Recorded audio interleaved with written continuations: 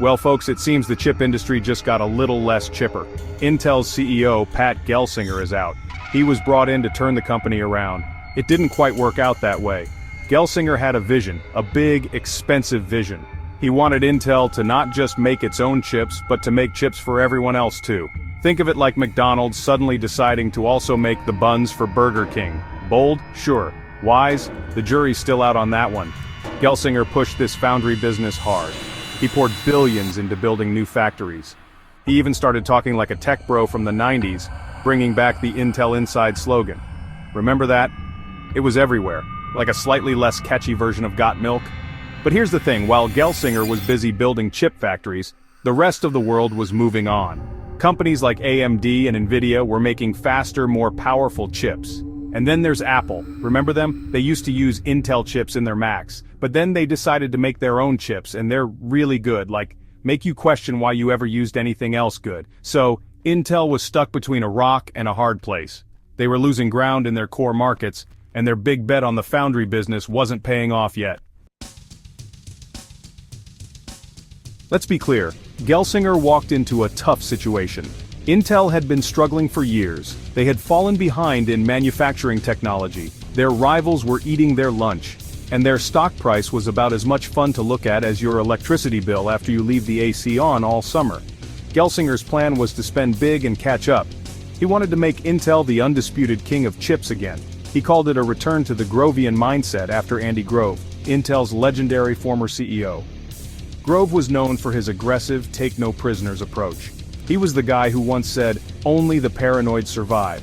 The problem is, the chip industry is a different beast today than it was in Grove's time.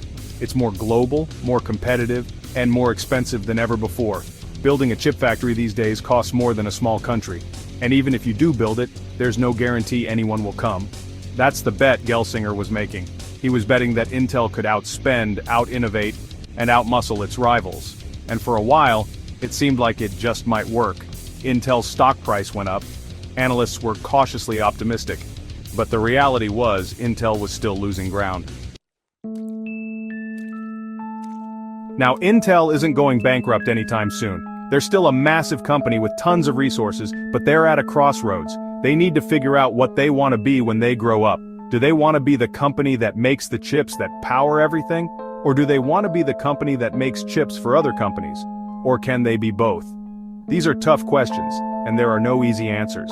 Meanwhile, Intel is facing challenges on multiple fronts. The PC market, their bread and butter for decades, is shrinking.